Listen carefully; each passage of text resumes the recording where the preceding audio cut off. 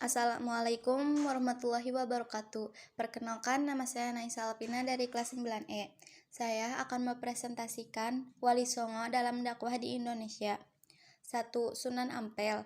Sunan Ampel bernama asli Raden Rahmat, keturunan ke-22 dari Nabi Muhammad. Menurut riwayat, ia adalah putra Ibrahim Jainuddin Al-Akbar dan seorang putri Campa yang bernama Dewi Condro Wulan, putri Raja Campa terakhir dari dinasti Ming. Sunan Ampel dilahirkan di Aceh tahun 1401 Masehi. Sunan Ampel adalah pendiri pesantren Ampel Denta. Di antara murid-murid beliau adalah Raden Paku, Raden Patah, Raden Makdum Ibrahim, Syarifuddin, serta Maulana Ishaq. Sunan Ampel termasuk perancang kerajaan Islam Demak dengan ibu kota Bintoro. Beliau wafat di Surabaya pada tahun 1481 dan dimakamkan di Ampel. 2.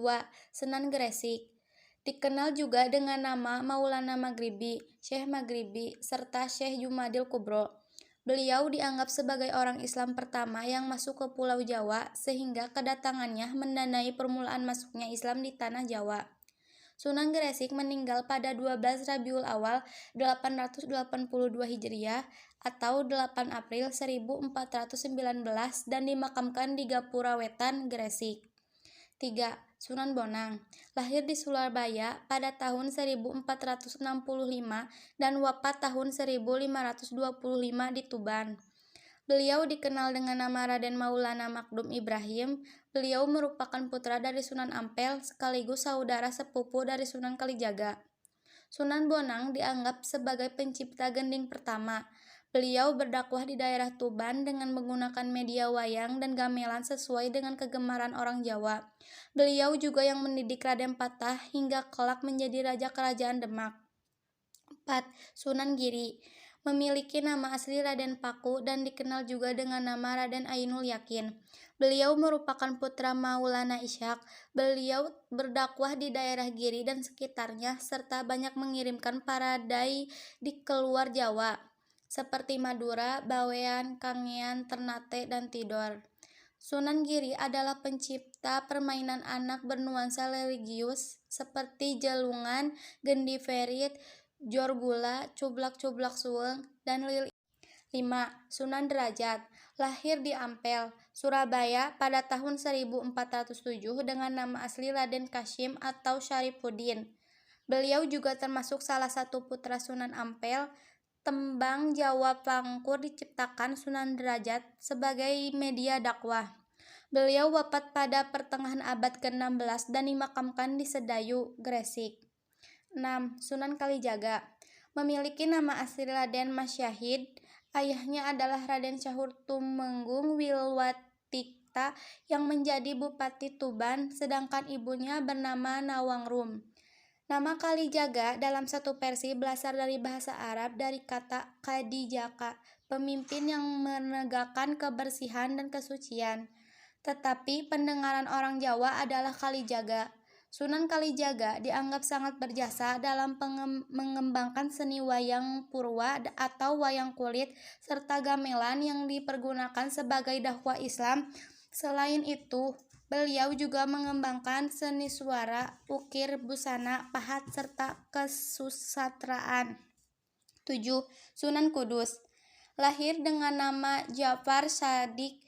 Beliau memiliki silsilah yang bersambung sampai ke Nabi Muhammad SAW. Sunan Kudus berdakwah di daerah Kudus dan sekitarnya. Beliau termasuk seorang ulama yang menguasai berbagai disiplin ilmu seperti fikih, ushul fikih, tauhid, hadis, tafsir, dan logika. Oleh karena itu, beliau mendapat gelar Waliul Ilmi, orang yang kuat ilmunya. Sunan Kudus juga menciptakan gending, makmumbang, dan mizil. 8. Sunan Muria. Lahir dengan nama asli Raden Umar Syahid atau Raden Purawoto. Beliau adalah putra dari Sunan Kalijaga. Dalam berdakwah, Sunan Muria cenderung memilih tempat yang jauh dan terpencil dengan menyelenggarakan semacam kursus-kursus keagamaan bagi kaum pedagang, nelayan, dan rakyat biasa. 9. Sunan Gunung Jati. Memiliki nama asli Raden Syarif Hidayatullah, beliau lahir di Mekah pada tahun 1448. Beliau merupakan cucu Prabu Siliwangi, Raja Pajajaran. Beliau berdakwah mengajarkan agama Islam di daerah Cirebon, Majalengka, Kuningan, Kawali, Sunda Kelapa, serta Banten. Sekian presentasi dari saya. Mohon maaf bila ada kesalahan. Sekian, terima kasih. Assalamualaikum warahmatullahi wabarakatuh. Perkenalkan, nama saya Naisa Alpina dari kelas 9E. Saya akan mempresentasikan tentang Syekh Abdul Rauf Asingkili dan Syekh Muhammad Arsyad Al-Banjari. Abdul Rauf Asingkili, nama asli Abdul Rauf Al-Fansuri, lahir di kota Singkil. Ia adalah orang pertama kali yang mengembangkan tarekat Syadhariyah di Indonesia. Abdul Rauf Asingkili pernah menjadi mufti kerajaan Aceh ketika diperintah oleh Sultanah Safiyatuddin Tajul Alam. Abdul Rauf Asingkili memiliki sekitar 21 karya tulis yang terdiri dari kitab tafsir, hadis, fikih, dan tasawuf. Syekh Muhammad Arsyad Al-Banjari lahir di Lok Gabang, Martapura, Kalimantan Selatan, pada tahun 1710 dari pasangan Abdullah dan Siti Aminah. Syekh Muhammad Arsyad Al-Banjari dikirim ke Mekah dan Madinah untuk belajar di sana selama lebih kurang 30 tahun. Sekembalinya dari Tanah Suci, hal pertama yang dilakukan Syekh Muhammad Arsyad Al-Banjari adalah membina kader-kader ulama dengan mendirikan kampung dalam pagar. Sekian presentasi dari saya. Mohon maaf bila ada kesalahan. Sekian, terima kasih. Wassalamualaikum warahmatullahi wabarakatuh.